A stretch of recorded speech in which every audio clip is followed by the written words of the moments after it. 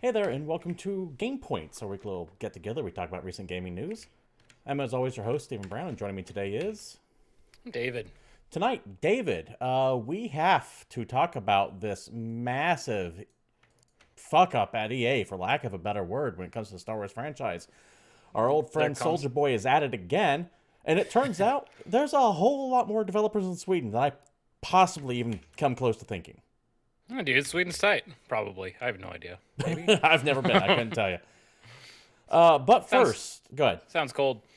Fair enough. Yeah, I'm sure it is. All those Scandinavian countries tend to be. But first, for those who might be interested, my review of Ace Combat 7 should be going up at GameCritics.com any day now. Hopefully tonight, if not the next day or two later. Long story short, it is amazing. It is a long welcome return to form for the Ace Combat franchise. It goes back to the Strange World continent, that weird fantasy world they created where a F-22 can fly alongside a massive propeller vehicle 4 times the size of an aircraft carrier, bristling with lasers, and no one bats an eye at it. You're loving it, is what you're Oh, saying. I love it. And if you have it on PlayStation 4 and have the PlayStation VR, take a look at that mini campaign that's on there. It is truly sublime. But if you're a fan of Ace Combat, rest assured they are finally going back in the right direction after the cash grab that was Assault Horizon and the disaster that was Ace Combat Infinity, that free-to-play bullshit that actually had a energy mechanic that you find on mobile games, but instead of energy, it's fuel to power your plane. So, that is what I was doing over the weekend. Sweet. I was going to watch Spider-Man Into the Spider-Verse for the third time. I have yet to see that. Oh my god, you're so stupid. Yeah, I'm told it's good. I'm told it's good. It's so good. Dr. It's Hugo, thank you for showing up probably in chat, by the way. not even talking about like Marvel movies specifically, it's probably my favorite just pure superhero movie. Really? Since the first Iron Man, full stop. Oh. So it's better than The Dark Knight? Well, that came out before Iron Man, technically. Did it really? So Did The Dark Knight come out before Iron Man? they came out the same year, 2008. The golden Damn, that year was a good year of, for superhero movies. it absolutely was. Okay. I didn't know that. Damn, The Dark Knight's over 10 years old, really?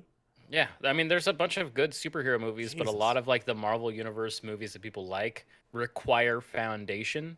Like Infinity War is a cool movie that's like a 3-hour trip that if you haven't been invested in the last 10 years of Marvel Cinematic Universe would be a shit movie.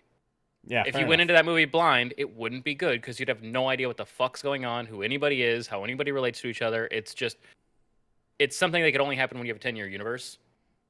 Fair enough. And so if you're just going full standalone superhero movies, yeah, dude, it's real good. Yeah, It's I've real, heard real nothing good. but great things about it. So that more or less sums up what we were doing. Okay. You're here to listen to games, not movies, though. So let's go ahead and get right into it. I do want to mention 2 things real quick. One, this is an audience interactive podcast. So if you happen to be watching us here live at Twitch TV, feel free to join in the conversation, whatever topics or conversations you want to bring up. I will try to address the ones that we think we should be brought up. 2, if you're watching us on YouTube at a later date, feel free to comment down below with what your thoughts and feelings on whatever topic we happen to be discussing. Keep it cool, keep it civil. I'll try to get into it. I usually respond to most comments. Also, we now have a Discord server. You can find the link down below. If you're YouTube, it'll be in the description. If you're on Twitch, it'll be down in the panels right down there. And yes, Dr. Hugo, we will definitely get to that before the night is over. I assure you. Because it's fun, Dr. Hugo. But Because first, it's fun.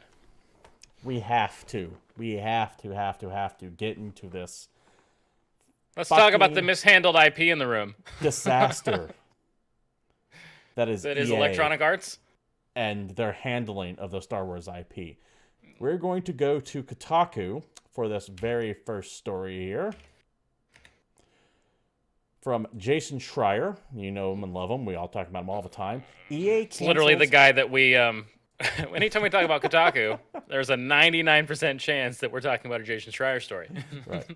EA cancels open world Star Wars game is the headline from the article itself. Electronic Arts has canceled its open world Star Wars game, according to 3 people familiar with the goings on at the company. The game, announced alongside the shutdown of Visceral Games back in 2017, had been in development at EA's office in Vancouver. EA Vancouver had been working on the open world Star Wars game since October of 2017 when EA closed Visceral Games. Until then, Visceral was operating its own Star Wars game. That project, codenamed Ragtag, was a linear action-adventure game directed by Uncharted director Amy Hennig. EA Vancouver has been assisting on the project, and when EA closed Visceral Games on October 7, 2017, Vancouver Studio took it over. When EA Vancouver took it over, it rebooted the Star Wars project entirely, keeping some of the art assets but transforming it into an open world game. Okay, so that kind of catches everyone up on what this game is about. Yeah. Ragtag went boom. It was billed as essentially a Star Wars version of Uncharted. Rightfully so. Which sounds pretty damn great. Yep. What development on it was fucked. EA canceled it, closed the studio, gave it to EA Vancouver to use some of the assets to make a new game. Now they have whacked that new game. In typical EA fashion. Going on from the article. When EA's top decision makers looked at the roadmap for the next few years, they decided that they needed something earlier than the planned release date for Orca, according to 2 people familiar with what happened. So they canceled Orca in favor of a smaller scale Star Wars project that is now aimed for sooner, likely late 2020. So I want to point out here, EA is saying that they are going to make a Star Wars game from what it sounds like essentially from scratch in 2 years. A year and a half. And a change? A year and a half. I can't wrap my head around how mismanaged this was. It was originally rumor at first, but after Schreier put up this article, EA put out the following response the next day. There's been speculation overnight about one of our Star Wars projects. As a natural part of the creative process, the great work by our team in Vancouver continues and will evolve into future Star Wars content and games. We're fully committed to making more Star Wars games and very excited about Star Wars Jedi Fallen Order from Respawn, and we'll share more about our new projects when the time is right, end quote. And that more or less does it for the article itself. So, let's break all this down, going backwards up. 1. Star Wars Jedi Fallen Order from Respawn. These are the Titanfall guys. These are the Modern Warfare Call of Duty guys. Back in the day. I really like Titanfall. I love Titanfall 1 and 2. I think they're amazing Titanfall games. 2 was the best shooter that came out that year. Yeah, I played that part no one of the played campaign, because... but I did not finish it. Oh, dude, finish it. It's great. Need to. I absolutely need to. Just it came out of a bad time. It came out in between Call of Duty and Battlefield. Yeah, absolutely. And it just got buried between everything else, unfortunately. But I'm really worried about Fallen Order because we have seen shit about it, and it's supposed to come out this year. Doubt it. Yeah, I doubt it too. Remember that rushed-ass E3 presentation that EA had when you can tell they kind of hit the panic button going, oh shit, we need something? So they just went to, I think it was Vince Zampinella in the audience and went, so, Jedi Fallen Order's coming out, right? And he's like, yep. What can you tell us about it? Not a lot. Coming out next year. And you can tell in a conference that is normally rehearsed and practiced and dialed down to the T that this was thrown in at the last second because EA fucking panicked. Yeah, that something went awry and they needed something there to kind of cover up what happened. So Fallen Order is supposed to be coming out, but I don't have high hopes for it because we don't know shit about it still, other than a name. Unless they're actually managing to hide a video game, which is technically possible. I guess it can happen. I guess.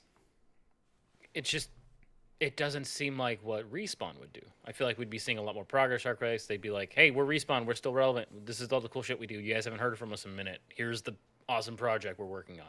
Yeah, and you know, if it wasn't EA, I'd actually probably be praising this move. Let's get my bias out of the way here, because far too often do I say games are announced way too early. We see way too much of them. It gets dragged on for years, and then it finally comes out, and we're kind of like, eh. That's why I liked it when Bethesda. Everyone knew Fallout 4 was coming, but Bethesda didn't officially announce Fallout 4 until like 4 months before it launched. Yeah, I mean, now that gets him in trouble Yeah, for like well, the I exact mean, same argument, but it is what it is.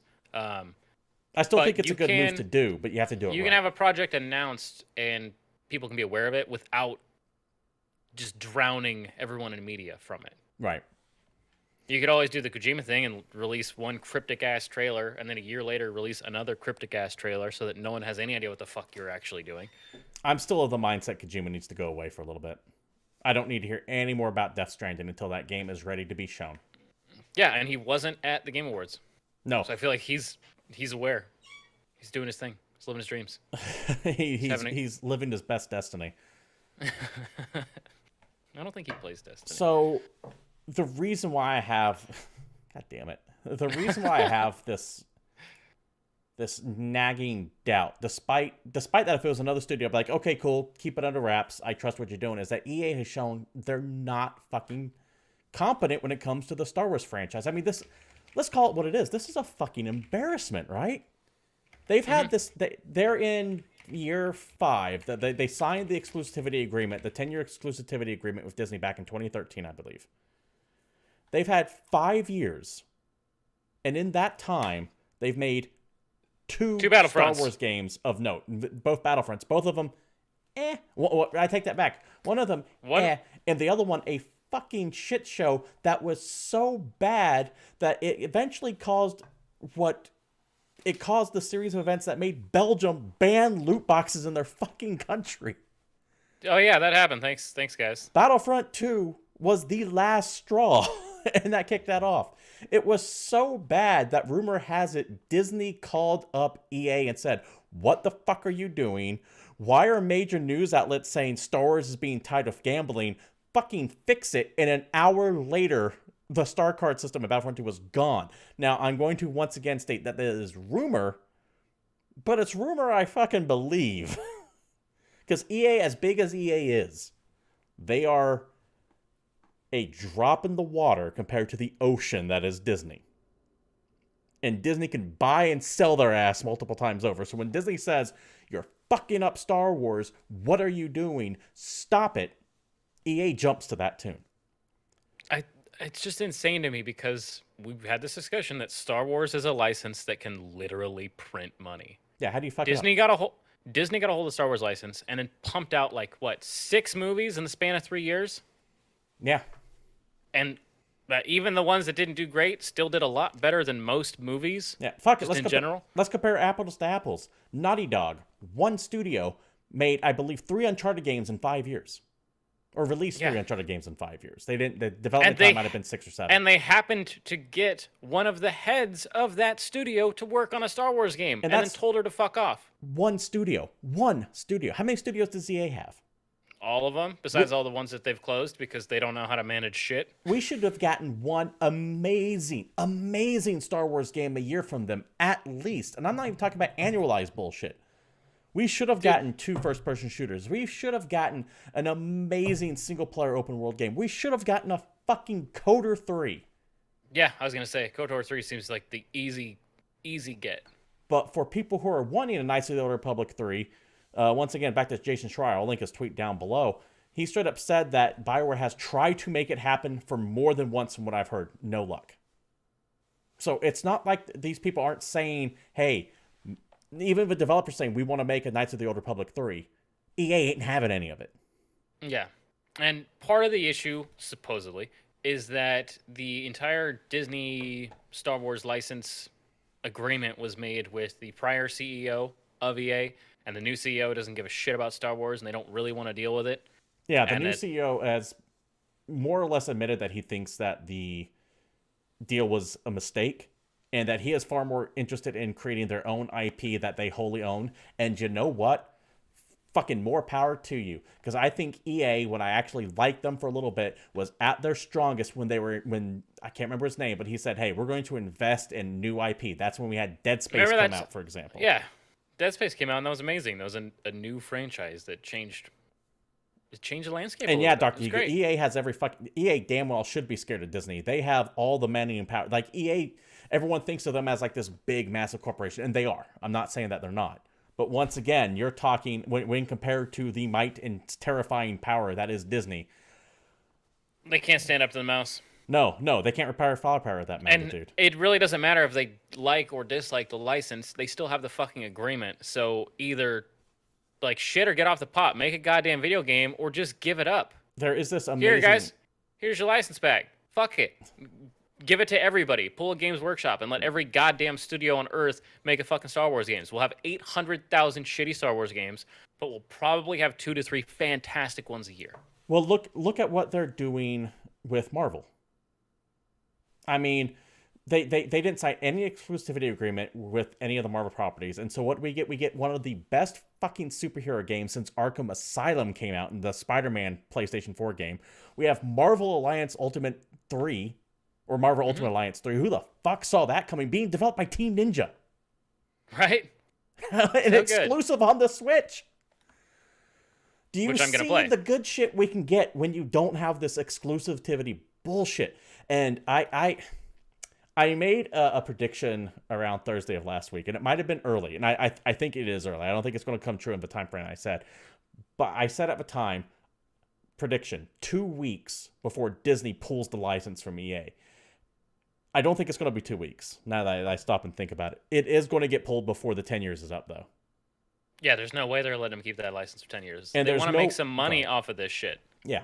And there's no way in hell that the Disney lawyers didn't put in some kind of like escape clause in the exclusivity reasons where they can go, Well, 'cause you with fucked this- up, pull it. With this current track record that EA has set since they've had the license, for the remainder of that license, they are going to make, on average, 2 more Star Wars games. Yep. And we know what they are. Fallen Order and whatever Mhm. the fuck this one is out in 2020. And then they're done. They're just going to do nothing with it. Yeah. Now, they have made a handful of mobile games. I'll be very interested to see how much those mobile games I pull thought in. they just made the one, Galaxy of Heroes, Galaxy at War. Galaxy at War, Galaxy whatever. I don't remember. It's a mobile game. It's a baby game. You have to use your hands. It's a baby's game.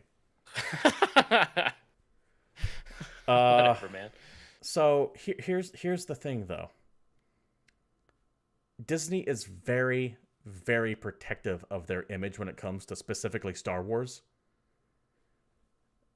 And this is a fucking embarrassment. Like all the disaster shit aside, just from a PR stance alone, this is fucking embarrassing.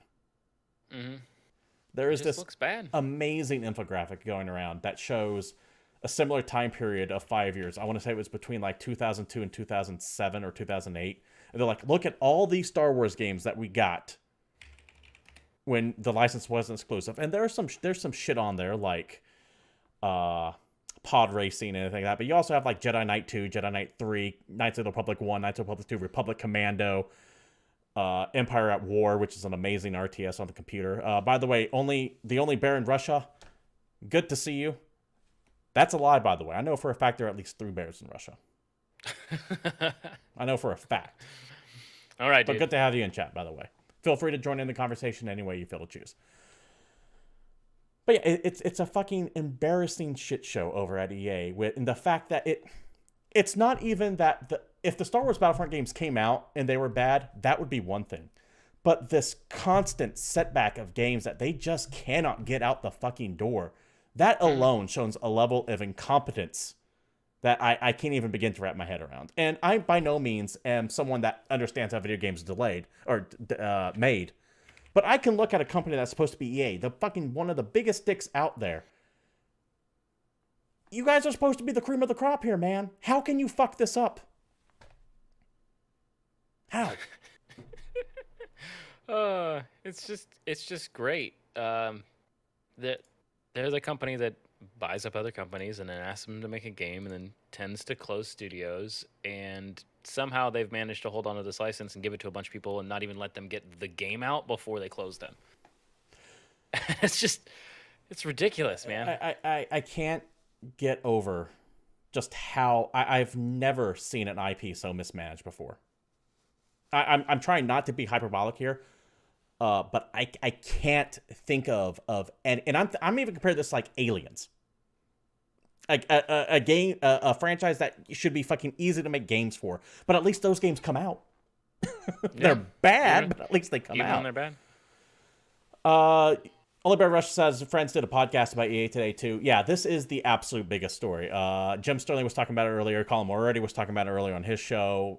When it broke out, a whole bunch of people were talking about it. This is the biggest story out there because this, once again, just shows that this has been a nonstop joke from the get-go. And I can't... I don't know what more I can say about this. David, do you have any final thoughts on this particular topic before we go on to the other So the only thing about this So, that's really funny to me is the fact that since the beginning of the month, EA's stock has only like really climbed. So as much as we're mad about it, and we think it's ridiculous that they don't really seem to know what they're doing with this license, investors are apparently okay with it. let me take a look here. It sounds like they're cutting dead weight to investors. So they're, I don't know, it's just dumb random data bullet points, but their stock is doing now better than it was in like November. Give me 1 second here. I want to bring up this EA stock page here so that we all can take a look at it. You got a graph? Yeah, I got a graph. Give me 1 second. If you hit the 1 month, it looks real nice. If you hit 6 months, it looks real bad. Okay, so let's see what we got. Let's see if this is going to bring up what I got. Okay, so EA stock price. Yeah, sure enough, it's not the page that I was looking for actually, but if you look at, let's say, 1 month. Yeah, 1 month they've dropped maybe 4 points total.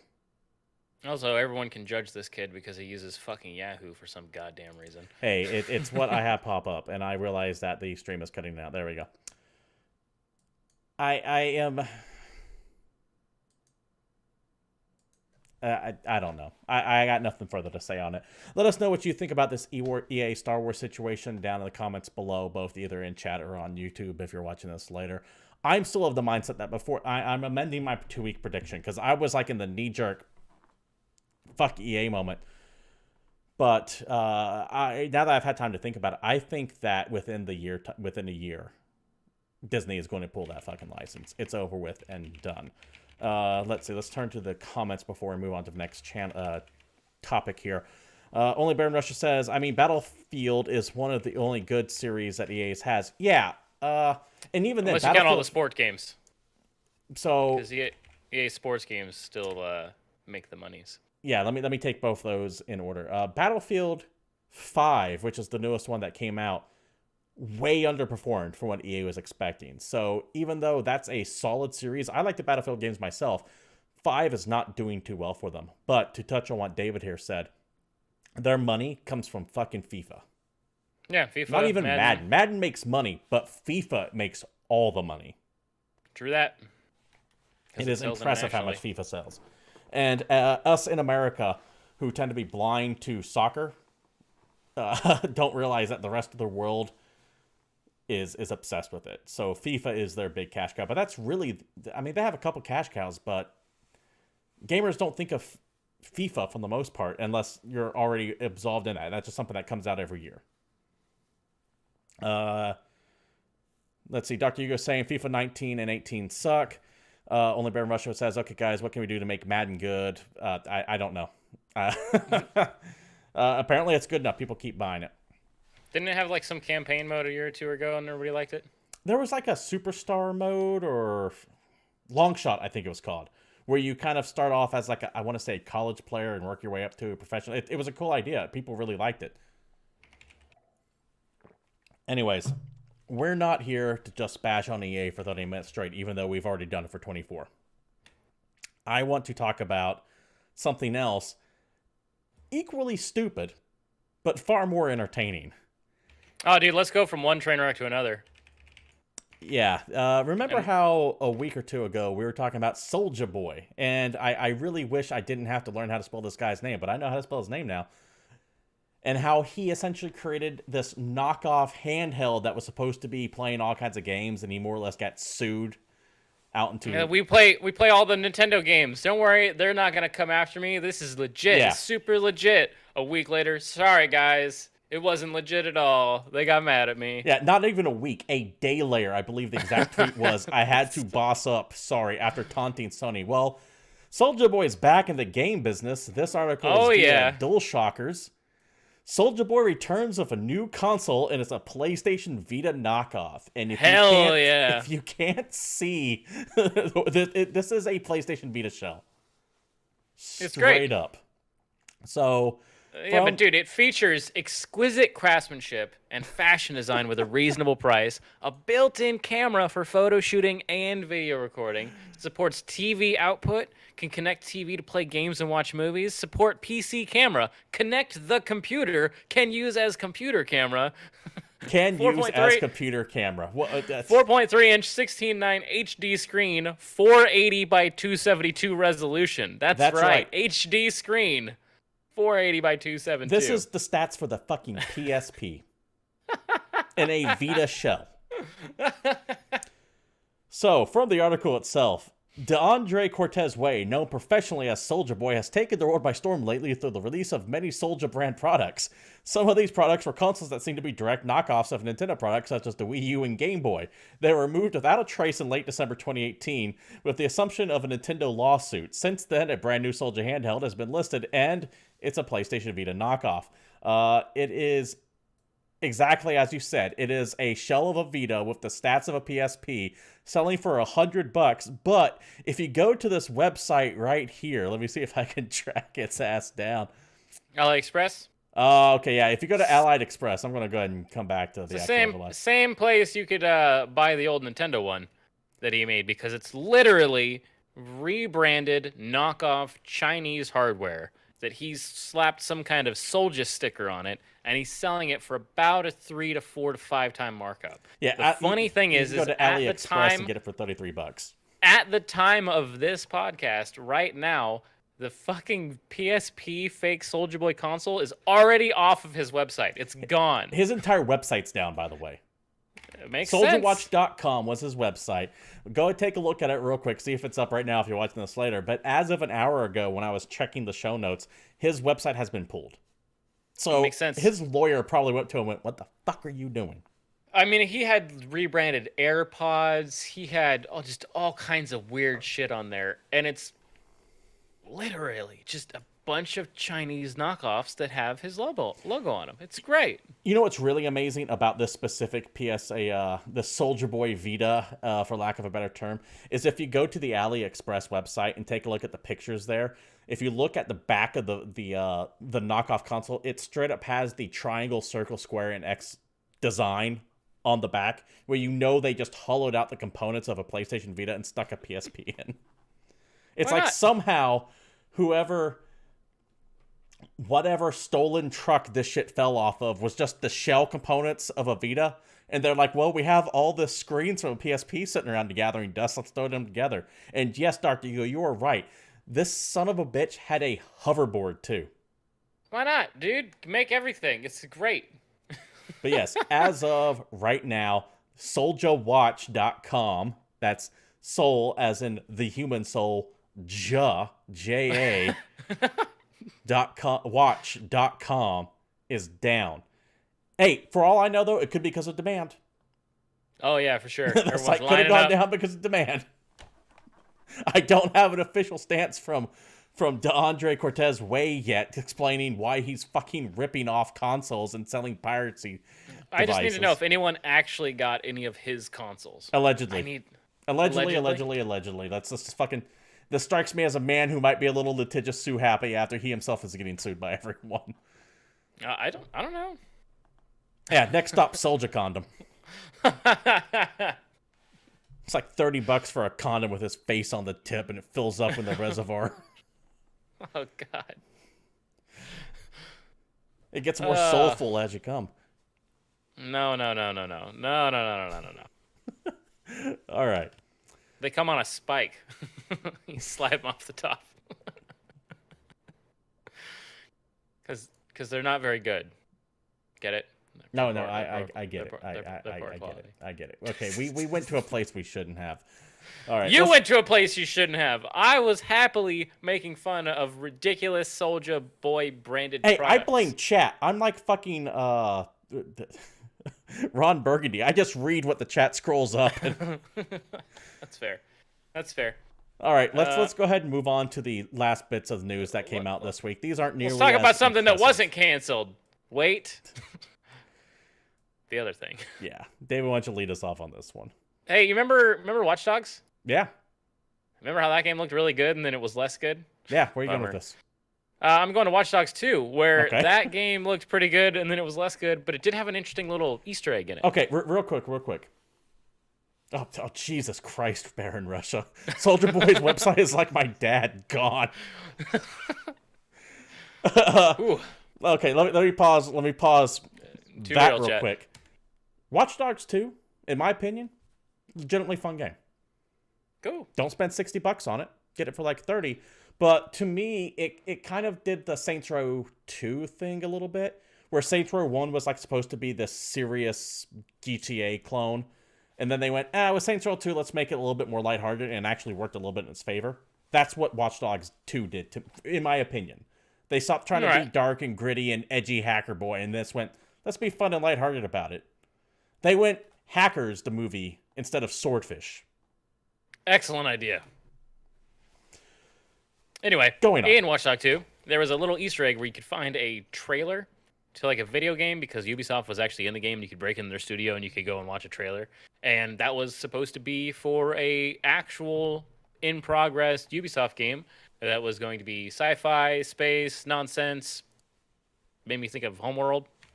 We didn't really learn too much about it. Looked a little bit like No Man's Sky, like their take on No Man's Sky to me.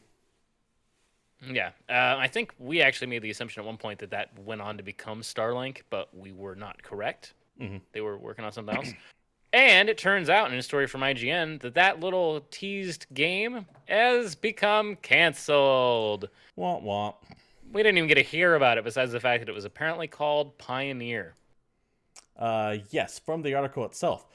The sci-fi game discovered in a secret trailer hidden in Watch Dogs 2 has been canned, according to former studio employees. Former creative director Alex Hutchinson tweeted out a link to the in-game trailer, which was discovered in 2016, saying, "Rip Pioneer."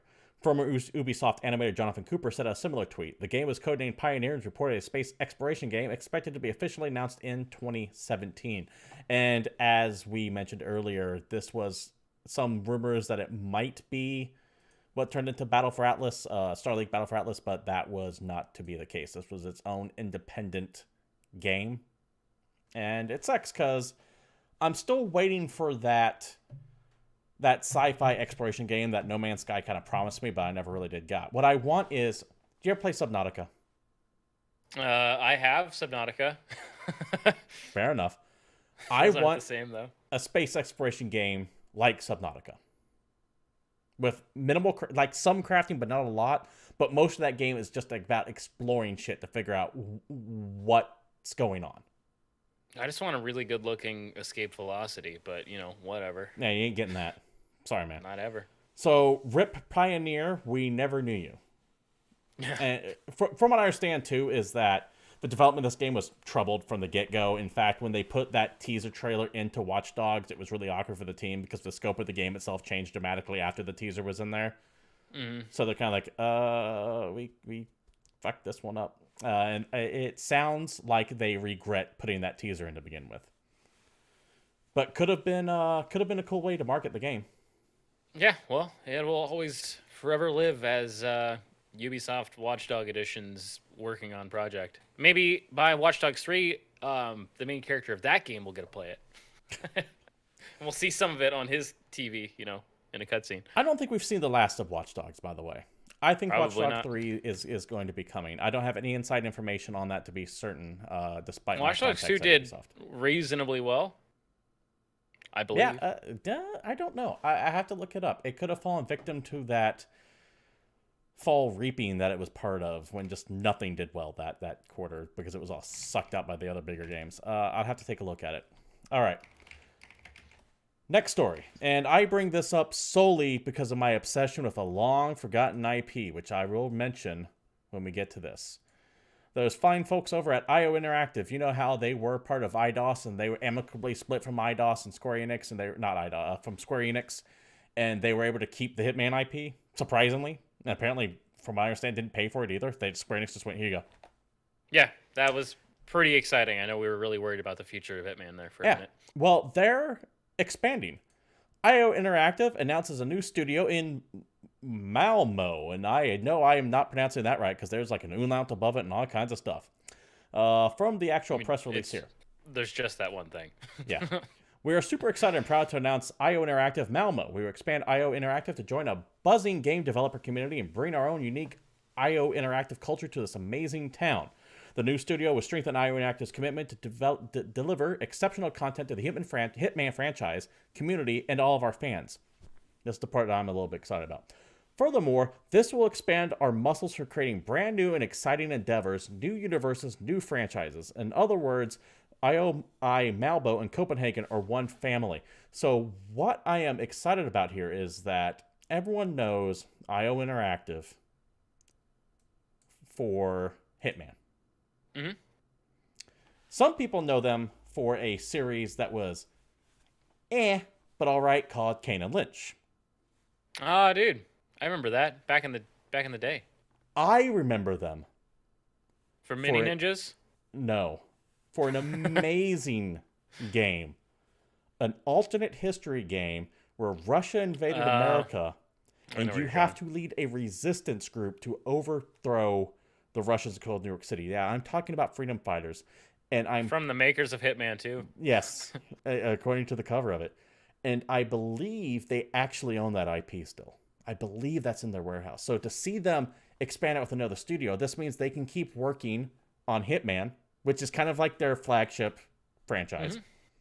But they have the second studio now, which, yeah, sure, we'll support Hitman, but I want them to give me a Freedom Fighters reboot. I want it so bad I can taste it.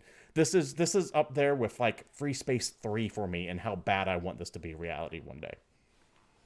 And you know what? I used to pray to whatever sky god giving out cake in the sky for a System Shock 3, and now I have that coming. So maybe if I another show on that one. Don't fucking rain on my parade. We've already had like 3 shows on that one, bro. If I live in a world where I can have a System Shock 3, in quotes, I think I can live in a world that has a Freedom Fighters reboot. How about you can live in a world that has an actual new good Ace Combat game? It's like everything's coming up, Steven. So, this isn't the only thing I want to talk about with IO Interactive.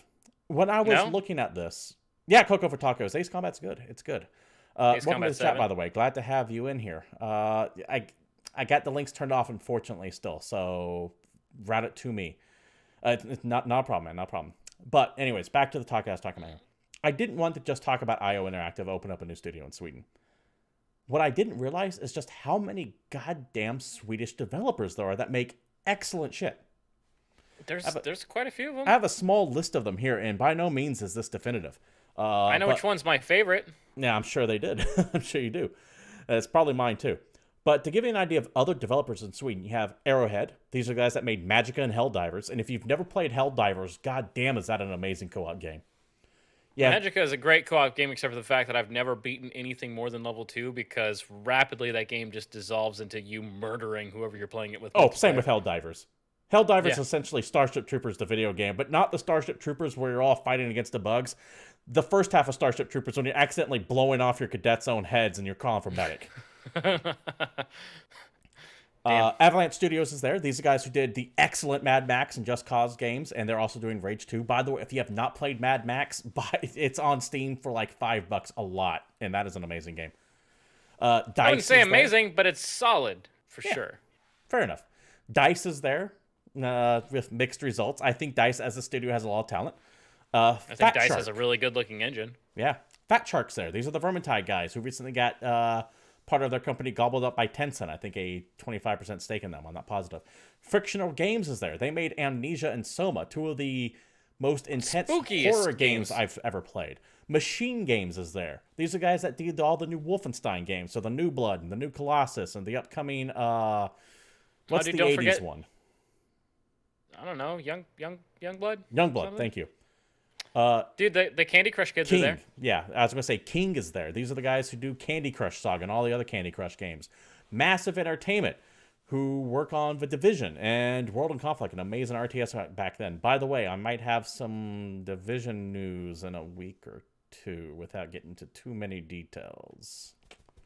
Oh, vague statements. Vague statements on what I'm not 100% positive I can and can't talk about. I'll simply just refer to the fact that I tend to get invited to a lot of Ubisoft events. So I might have some, I may or may not have some Division news to drop soon.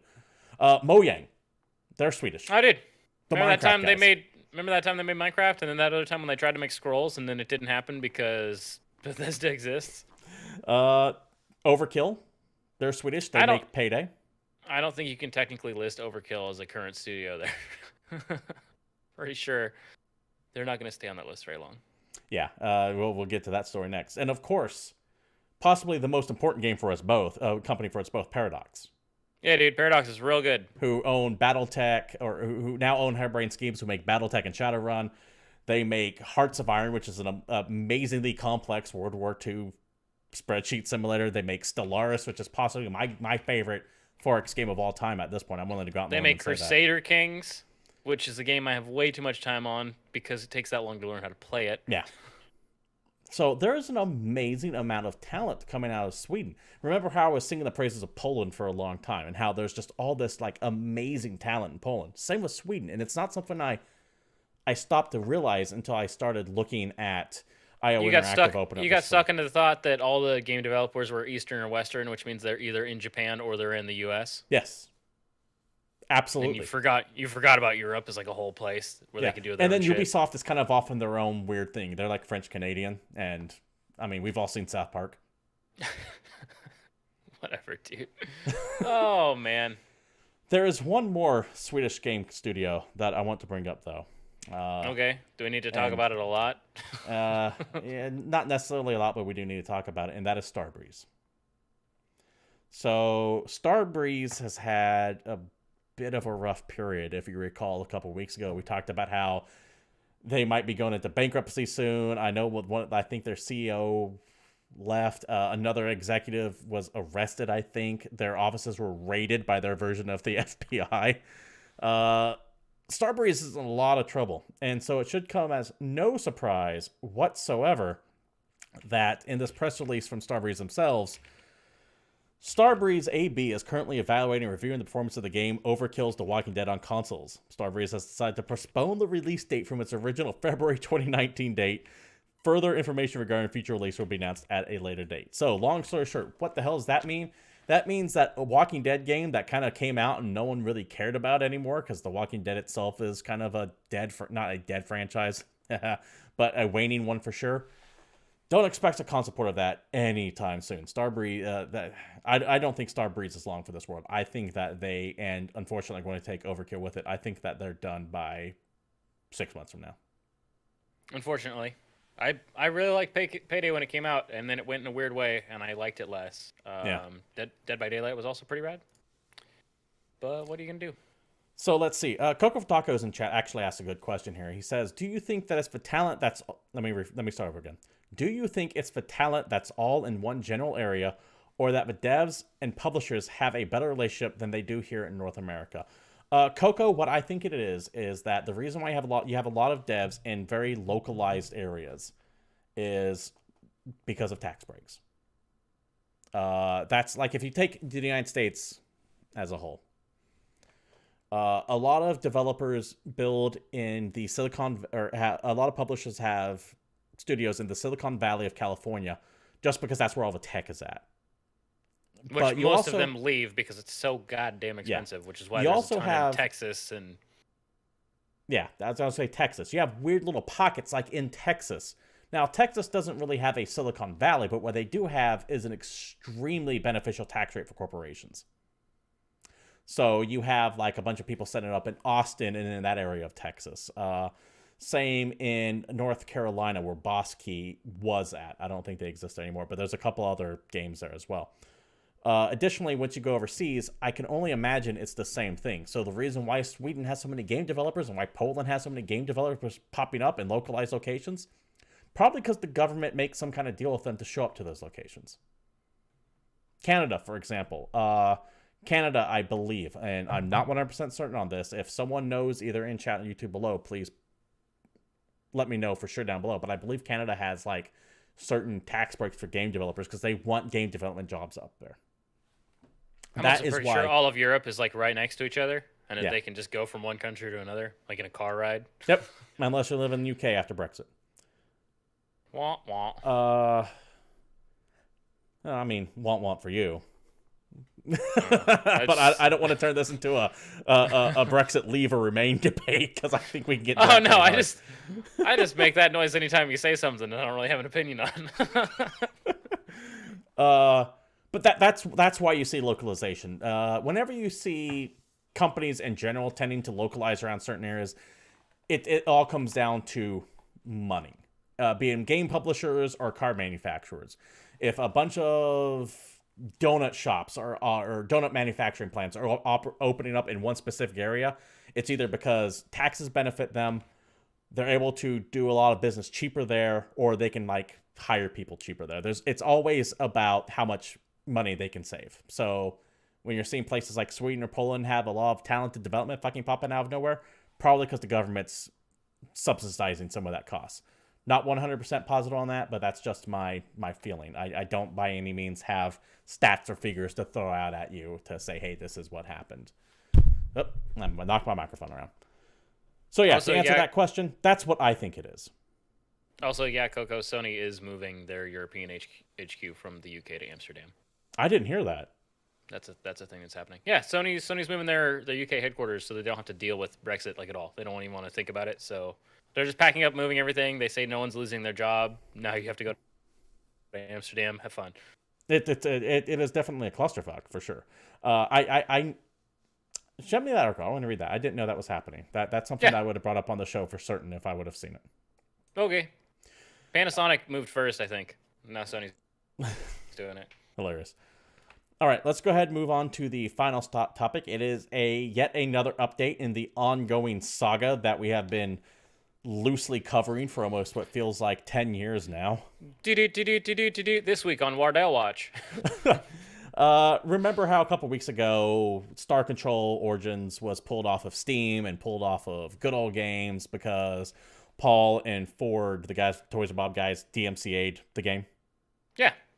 I remember that. I said words about it, I'm pretty sure. Yeah, and we did too. And Brad Wardell showed us how it did. Well, it's back on Steam effectively a day or two ago. Here it is, their Steam page right there. No idea what led this to getting put back onto Steam. Maybe a DMCA counterclaim. We can't say for certain.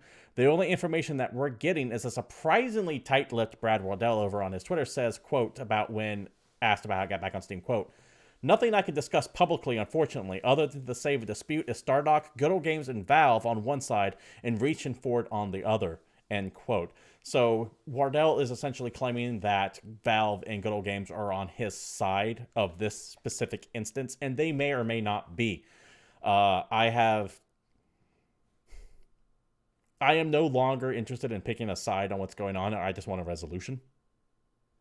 Oh, I want to pick a side. I don't know which, but I want to pick it.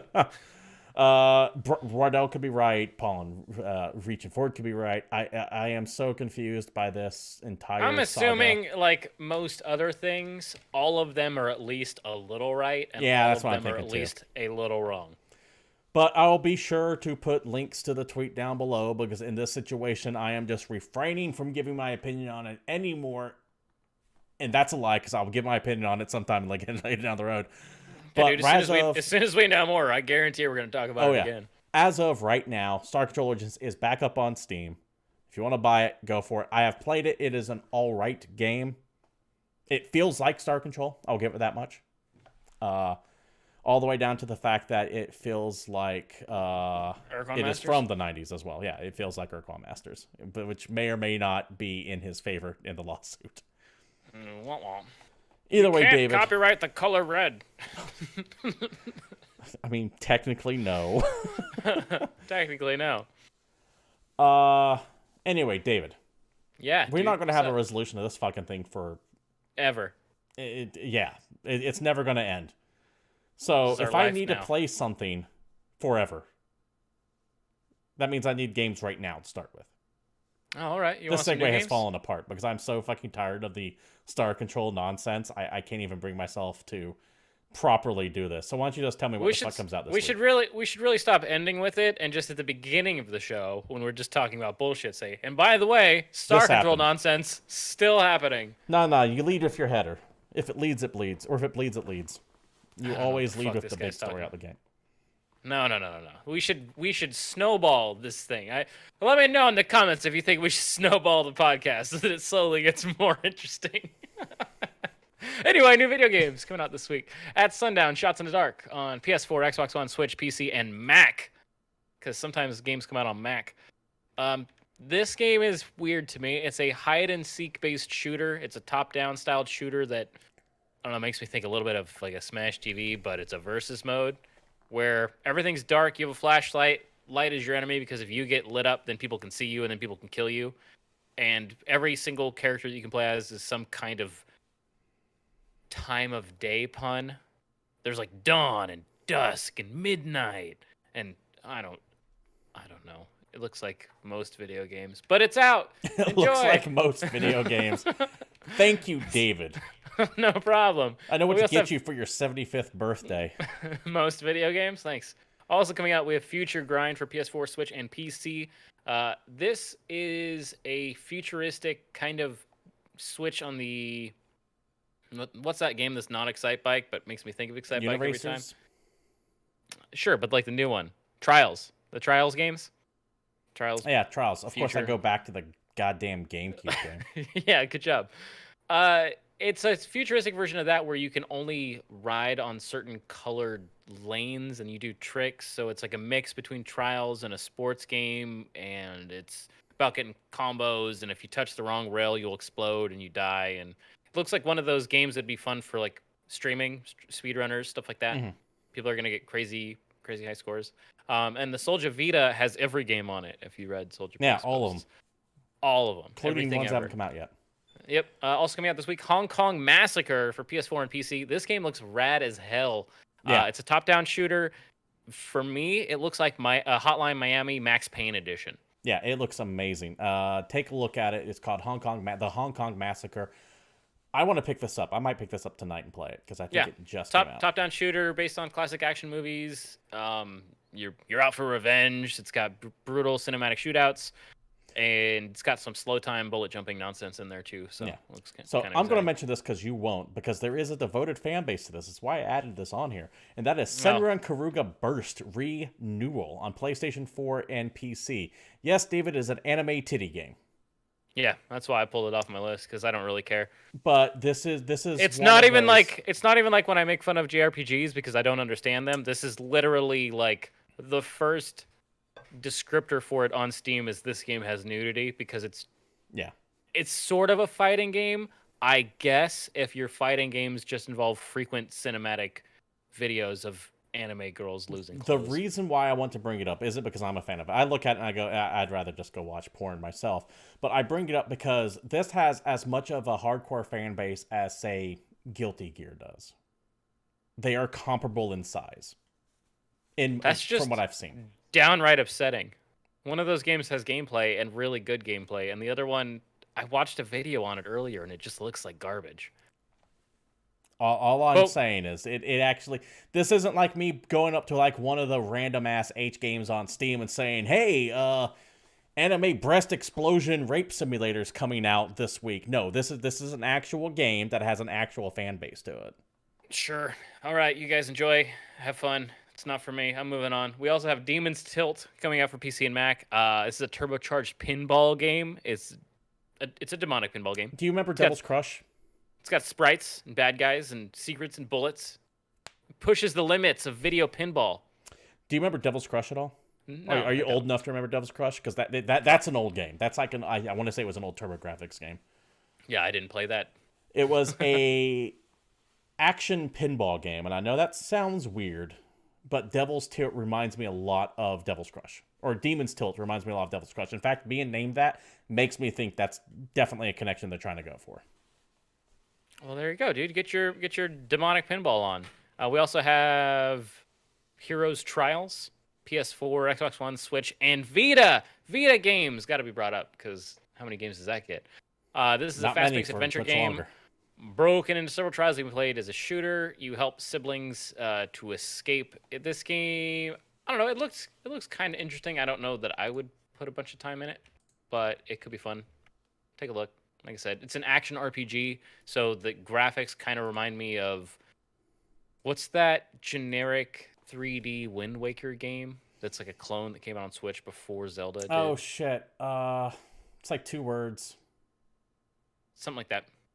That's art style. That's what makes me think of Owl something. I don't fuck. That's not Owlboy. No, that's something else. I don't know. God damn it! I know what you're talking about too. I can picture the cover in my head. Pretend it's a Zelda game, and enjoy. Also coming out this week, Jack's Quest, Tale of the Sword, PS4, Xbox One, and Switch. This is an RPG adventure game. Looking at this game, it actually reminds me a little bit of Half Minute Hero, if you remember that game. Yes, Half Minute Hero is amazing. Yeah, just because the way, like the pace of the game, the way it looks, the style of it kind of makes me think of that. Like you get a little bit of progression at a time, but I don't think you die every 30 seconds, you know? It's got secrets, collectibles, challenges, all kinds of fun stuff. It's supposed to have a whole bunch of hours of content. Game I know you're excited for. Battlefleet Gothic Armada 2 hits PC this week. It doesn't come out until Thursday, though. So I sunk about 12 Steven. hours into the beta. I was playing it like on stream all last week. God damn, do I love this game. I am so excited for when it comes out. I thought it was coming out tonight. It's not. It comes out Thursday, and I'm pissed off about it. Sorry, bro. Life is Strange 2, Episode 2 comes out for PS4, Xbox One, and PC this week. Now, this is going to be the next episode in Life is Strange 2. I recommend that you play the first one before hopping in here. But in addition to that, this is supposed to be the story that links that little free episode they did before Life is Strange 2 came out. It's like the Adventures of Captain Spirit. Okay, I was about to say Underpants, and I knew that wasn't right. No, I think it's Captain Spirit, but it's supposed to actually link the events of Captain Spirit into the main Life is Strange 2 storyline. Okay. From what I understand. So if you would need to know everything about Life is Strange, maybe hop into Captain Spirit if you didn't already before you play Episode 2. I don't know that that's required. I'm just kind of assuming that's their intention. Also coming out this week, Pukaniku for Switch is a kind of absurd-looking puzzle exploration game. It's a casual action indie I'm reminded adventure of the art style reminds me of the games like Loco Roco or Pikmin, Patapon. It has that feel. The style definitely looks that way. But it is published by Devolver, by the way, so they tend not to polish shit. This is a game that you should probably take a look at. Yeah, there you go. And I think there's just one other little game coming out this week. I don't know how many people are going to play it, but I think they're remaking Resident Evil 2. I don't know what you're talking about. I've never heard of that game. Yeah, dude, Resident Evil 2 comes out this week, PS4, Xbox One, and PC, and that's the only game on this list that I give 2 shits about. That one-shot demo is amazing, by the way, if you haven't had a chance to play it yet. I played Resident Evil 2 once, and I liked it. And then I played it like 800,000 more times. Yeah, It's real good. I normally Resident Evil 2 is still my favorite Resident Evil. Tuesday through Thursday, but I will be streaming this weekend to play some Resident Evil 2. I am so fucking excited for it to come out. I played that one-shot demo. I didn't finish it. I didn't die. I just got sucked up into exploring everything. Because it's surprisingly in-depth demo. They just kind of give you this world to explore. Well, not world, the police station to explore. But it's good. It is damn good. If the rest of the game is anything like that demo, I'm really looking forward to it, and that is this Friday. David. Also, Dr. Hugo, to answer your question, Resident Evil is a 3D survival horror game that was launched on the PlayStation in 1996, I want to say, and it's the game that did not create survival horror as a genre, but it absolutely brought it to the forefront and put it more on the map, because I know, like Alone in the Dark and other games existed before it, but Resident Evil really made that survival horror genre. Oh, Resident Evil was meant to be a remake of Sweet Home, which was a Nintendo game. Yeah, dude. But I feel like this is where everyone started to actually give a shit. The term survival horror came from Resident Evil, though. Yeah. That's what coined that term. Resident Evil 2, in my opinion, is still the best damn game in the series, and this remake is not just a graphical overhaul, not just a little change, but they completely remade it from the ground up in the Resident Evil 7 engine. It looks incredible. I'm sure you're going to see all the same story points, but with little twists here and there.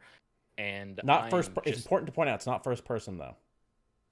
Oh, you mentioned the Resident Evil 7 engine, which I did say engine. I don't know if that's true or not, but I just want to establish that it's not first person. Yeah, it's got the over-the-shoulder view from Resident Evil 4. Yeah. So take the best game. Looking forward to it. add the and then add the best graphics. Yeah, really looking forward to it. And with that, I think we come to the end of the show.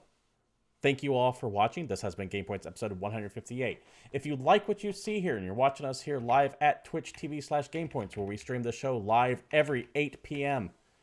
Pacific Standard Time on Monday, as I get those two things backwards, and you want to support us in any way that you can, feel free to like, follow, subscribe, toss bits at. If you're sitting on Amazon Prime or Twitch Prime subscription and you haven't used it somewhere, I'd appreciate it if you use it here. But if you don't, please use it somewhere. It does go to waste if you don't do it, and give your love to at least your favorite streamer, if not here. If you're watching us on YouTube, feel free to like, subscribe. Regardless of where you're watching us at, comment down below or during the show itself. We try to answer when we can. If you want to follow the show on Twitter, you can do so at GamePoints PC. You can follow myself, Stephen Brand, at CapitalistPig21, or you can follow David there at Palstrife_Satori. You can also join our Discord server. Links will be provided down below, either in the panels or on the YouTube description if you want to pop in there, and that is where you'll get announcements for whatever streaming. If you want to post topics that you want us to talk about in the next show as well, you can go ahead and put it there too. Or just hang out with the community as it stands. Thank you all for showing up. It is truly appreciated. I'll be streaming tomorrow, not Battlefield Gothic 2, like I thought I was going to be able to, but something. I don't know what yet, but I'll definitely figure it out. But until then, this has been GamePoints, and we're out of here.